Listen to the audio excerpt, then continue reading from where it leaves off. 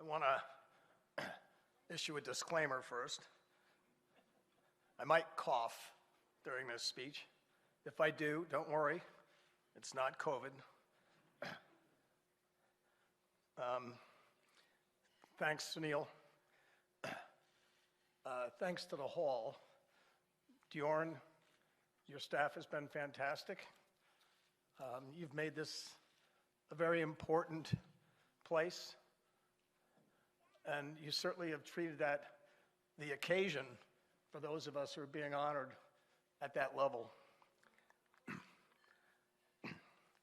Congratulations to my fellow honorees, Andres, Carlos, Steve, and especially my friend Jaime. Andres, I'm sure you noticed that the attention to detail has been exquisite. The wine on the table is Argentine. Very impressive. So the film said that I played youth soccer. I really didn't play much youth soccer because where I grew up, I'm a lot older than most of the, well, certainly everybody else that was being honored. Where I grew up, there was no youth soccer. My first exposure was watching the 1966 World Cup final on delayed tape. And I believe it was ABC Wide World of Sports. But I fell in love with the game very quickly, and it became my passion.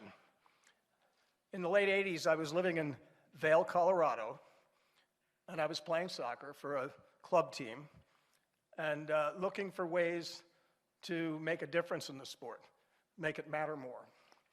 I met Werner Fricker, who at the time was the president of the federation. Drove him crazy for about a year, and finally we had a breakfast meeting, and he said, "Why do you want to work in this sport? Why do you want to work for the federation?" And I said, "Well, I'm not looking for a job. I want it to matter that I was here. I want to make a difference for the sport. I want to leave something behind when I'm gone that outlives me."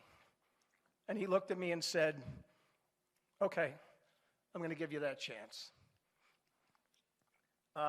It still took a while for me to come on board, and federation politics being what they were, I actually moved my family, left my job, moved my family to Colorado Springs, and then found out that the executive committee of the federation, a week later, had a vote. It was 4-3, with Werner casting the deciding vote in favor of keeping me on. I didn't find that out till a little bit later. Unfortunately, it was an introduction to some of what is less savory about the experience of U.S. soccer. It's around that time that I met Sunil. I didn't know when I met him that for the next 30 plus years, he would be my confidant, my co-conspirator, fellow dreamer, and friend. It's been very gratifying to make the journey together. Most of what I remember as I've looked back on this and thought about my speech is the people involved. In the summer of 1990, Werner Fricker, surprisingly, lost an election and was replaced by Alan Rothenberg. Alan talked about cleaning house. I was thinking about how do I go home and tell my wife that I've lost my job. Alan actually came to Colorado Springs, spent a day together, talked about pretty much everything except me. And when I took him back to the airport, he said, "I really came here to get a sense of what you're all about. I'd like you to stay and be part of our team." I was thrilled, to say the least. I also, at that time, that's when I met Hank. Hank Steinbrecher, who has been a lifelong friend and colleague, ever since. I spoke to him this morning, as a matter of fact. He called me. Typical Hank. You all know that he's not in the best of health, but his spirit is still really high. So I encourage you to call him and talk to him. He enjoys that. A couple years later, meantime, we had met a company called Soccer USA Partners that owned all the marketing rights for U.S. soccer. And the guy who ran it was a fellow named Michael Forte. Michael Forte is one of the unsung heroes of our sport. Never played it. Don't even really know if he cared that much about it. But he created the modern commercial marketplace for soccer. And he put the United States Soccer Federation on a sound financial footing. Mike asked me to come to New York and help him run the company, and I jumped at the chance. We were a band of brothers and sisters traveling around the country. We put on more than 80 soccer matches in 3.5 years. When I left the Federation, it had annual sponsorship revenue of $300,000. By the end of 1994, we had annual sponsorship revenue in excess of $20 million. Much of that thanks to Mike. In early 1994, Edward Leask, one of the partners in that company, Soccer USA Partners, asked me if I would try to put together a group to be founding members of the new league that we were talking about, Major League Soccer. And I said, yeah, I would love to do that. And I think we can make it work because of what we've learned over the last 3.5 years putting on games. So I went to an initial organizing committee meeting a little bit later that summer after the World Cup, where I met Lamar and Clark for the first time. Dan was, I think, still in high school. Also at that meeting was Stuart Subotnick of Metro Media that Sunil mentioned. And that was about it. It was a very difficult time. It took us a long time to find enough people to put money up to make this league launch. A critical moment was in one of the meetings. We got a phone call. Phil Anschutz was calling from his plane and said, I'm in. That was a big moment, but we still weren't there. We ultimately got there and launched the league. And we literally were building an airplane in flight. None of us knew what we were doing, but we had a lot of enthusiasm and a lot of commitment. And it's difficult to overstate the influence of Lamar. He had done this before successfully, a little thing called the American Football League. And his wise counsel was invaluable. I had the pleasure then to begin DC United. And it's interesting, you know, Sunil mentioned about my fight for authenticity. I was referred to in a lot of those early meetings. I knew it. I don't think they knew I knew it, but a lot of the people behind the scenes in the league office in particular called me kind of derisively the soccer guy. I was the soccer guy that was always complaining, why don't we do it like the game deserves? For me, that was an incredible badge of honor, and I wore it very proudly. I hired Bruce. Bruce then said, I also want to bring Bob Bradley on board. The three of us spent countless hours together envisioning a team and developing a culture. It was heady times, one of the most enjoyable times of my professional life. The league launched. Everybody thought we had the best team on paper. we proceeded to go 0-4, 1-6, and 2-9. And we had people marching around the stadium in RFK saying, with banners saying, "Send Bruce Arena back to Virginia College." And there were times where I wished I had done that. But we persevered. We began to play better. Marco really came into his own.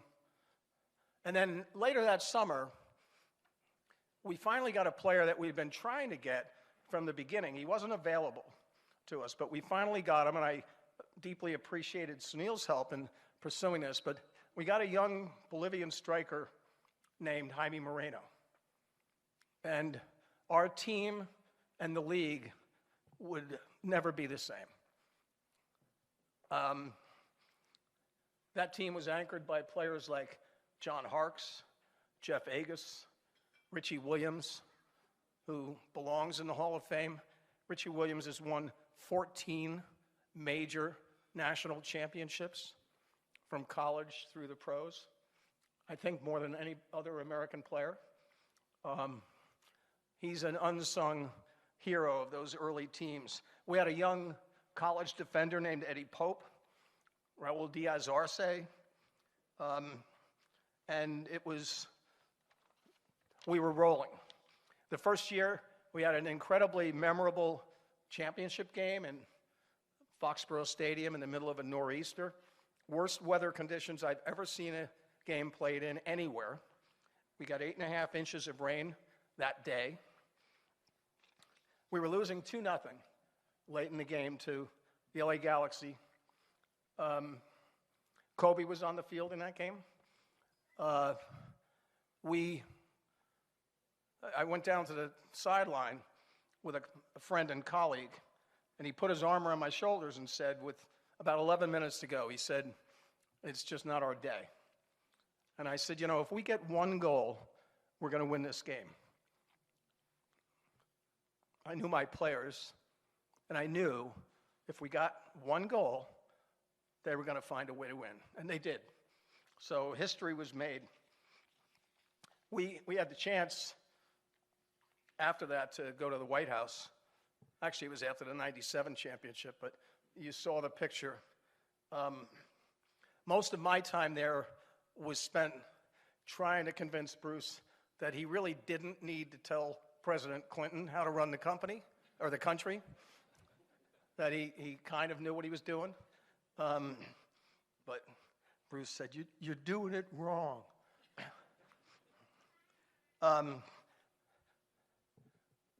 So we had Bob and Bruce, and then later Dave Sarakin. The league, though, was struggling behind the scenes. A lot of people didn't understand what was going on, but it was searching for leadership. In 1999, I got a phone call. There was a fellow named Don Garber who was going to come down to a game. And I was told, he's going to be the next commissioner. But it's not being advertised yet, so can you meet with him? We were playing a Sunday afternoon game against the Metro Stars. Don and I were sitting in the stands. There were over 20,000, going crazy, singing, chanting, banners. Don looked at me and said, "So what's the problem?" And I said, "Well, it doesn't look like this everywhere." It's difficult to imagine the league and where it would be today without Don's leadership and his vision and his steadfast hand at the tiller. And alongside him, Mark Abbott, who wrote the original business plan for the league and has been the institutional memory of the league since before we ever kicked the ball. So I am incredibly grateful to them. In 2000, 2001, it got even harder. There was a big difference of opinion among owners how to run the league. And we very, very nearly went out of business. Phil Anschutz stepped up. Lamar and Clark stepped up. Danny, around that time, began to get involved. And then Robert and Jonathan Kraft stepped up. And we were able to keep the league alive. I ended up, as somebody mentioned earlier, overseeing the fortunes of 6 teams, which was pretty daunting. The Hunt family took over 3 teams, and the Kraft family was running New England. But we used a lot of strategy, a lot of discipline. We made the league palatable again, and we were able to begin selling teams off. And from there, the league has gone, it's not been unbroken, but we basically have moved forward every day since those early days in 2001. Will Chang became the principal owner of DC United. I appreciate not just the fortune, but the passion that he put into DC United. He stuck with it when a lot of other people would have walked away. I went up to Toronto briefly, enjoyed Tom Anselmi and MLSE and the folks at Toronto FC. Didn't work out for some reasons. I came back and had dinner with my friend Ken Chartier, who said, would you like to run U.S. club soccer for me? He had been involved in beginning the organization about 15 years earlier. And I said, well, actually, I'd rather poke myself in the eye with a pencil than get involved in youth soccer. He said, no, give it a chance. I think we can make a difference. I did, and we have tried. Don't know if we have, but we've tried.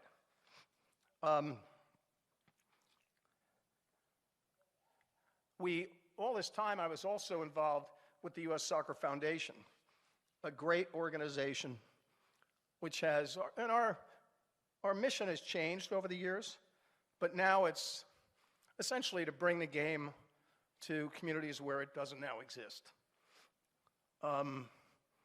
We have a phenomenal board.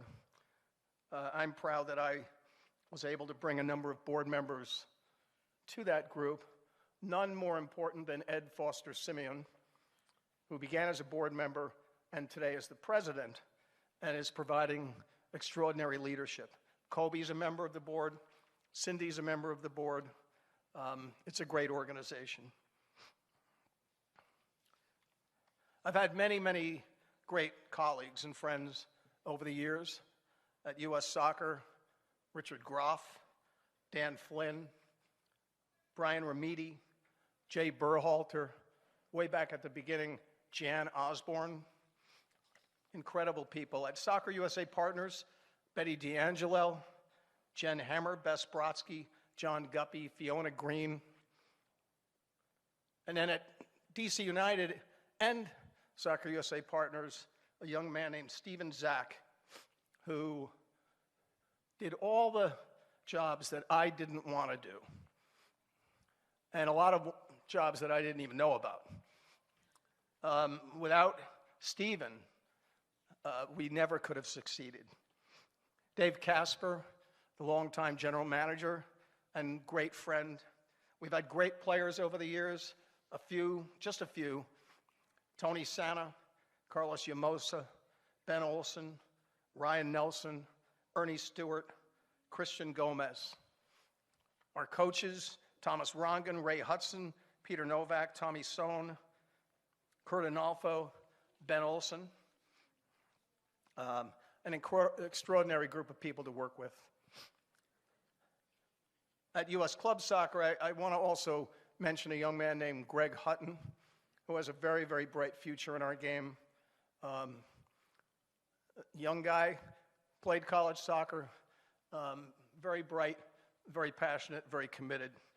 And Ken's wife, Joan, who has been involved in the same journey with U.S. Club Soccer since the beginning.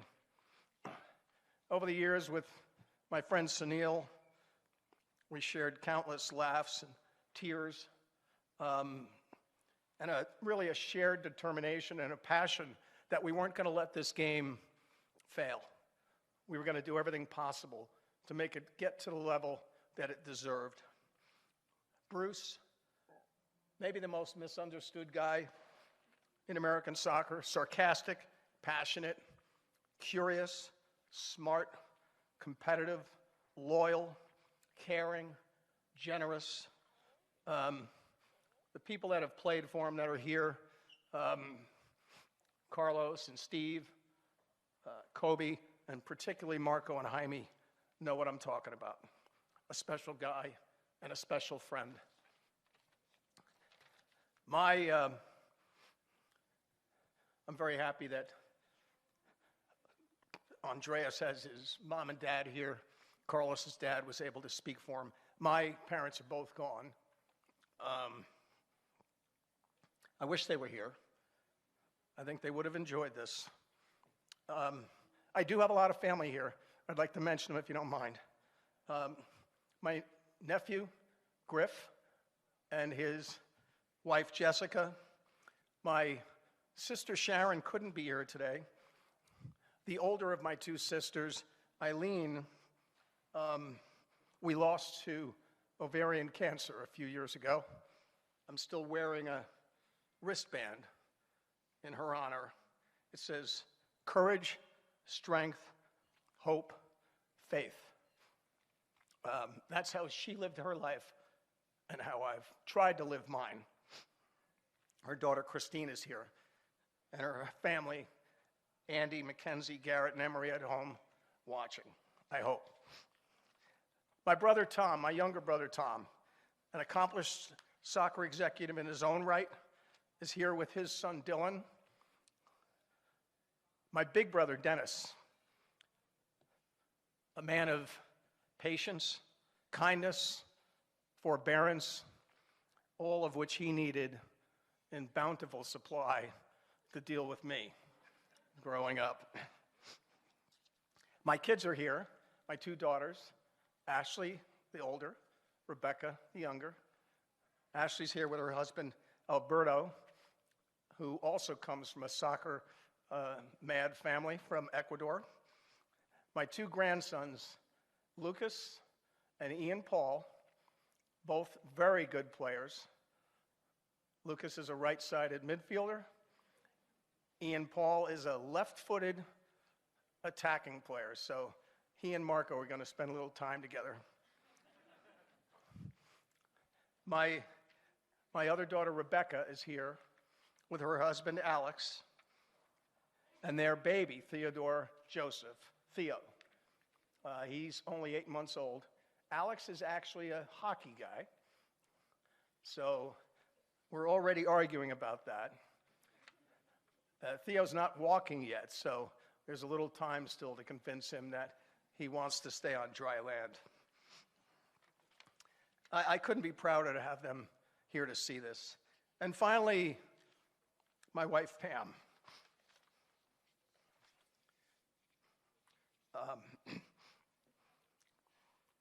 She made my journey, with all of its twists and turns, her own. And she enriched it beyond any ability of mine. Kind, generous, compassionate, fierce, courageous, loving. I literally don't know where I would be without her.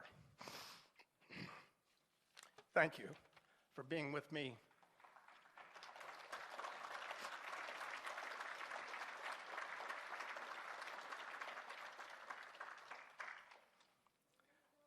More than 30 years ago, I told Werner Fricker I wasn't looking for a job. I wanted to make a difference in our sport. I wanted to accomplish something. I wanted to leave something behind which would live on after I was gone. I've tried my best. I hope I've succeeded. Thank you all very much.